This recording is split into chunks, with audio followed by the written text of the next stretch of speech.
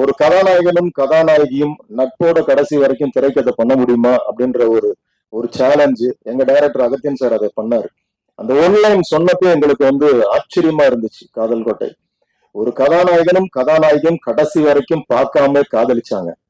இது திருப்பி போட்டுச்சு இந்தியன் திரையுலக வரலாற்றே திருப்பி போட்டுச்சு. 40 வருடங்களாக தமிழ் சினிமாவில வந்து யாருக்குமே தேசிய விருது வாங்கல. தமிழ்ல இருந்து எங்க டைரக்டர் முதல் விருது அவர் வாங்கினார், அகத்தியன் சார் வாங்கினார்.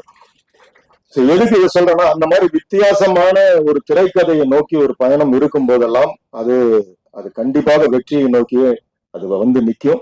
இந்த படமும் அந்த வெற்றியை தொடும், எனக்கு அந்த நம்பிக்கை இருக்குது. ஏன்னா எந்த இடத்துலயுமே எனக்கு வந்து அது வந்து ஒரு நெளிவோ சுழிவோ ஒரு இடத்துல என்னடா அப்படிலாம் இல்லாமல் எல்லாருமே ஃபேமிலியா வந்து பாக்குற ஒரு ஃபேமிலி என்டர்டெய்னராகவும், அதே சமயம் ரொம்ப இவ்வளவு ஒரு இந்த 2K கிட்ஸ் மேல இருக்கிற அந்த ஒரு ஆழமான ஒரு டிசெக்ஷன் சொல்லுவாங்க. நம்ம தாரமா நினைச்சிட்டு இருக்கோம், அவங்க அப்படிலாம் கிடையாது.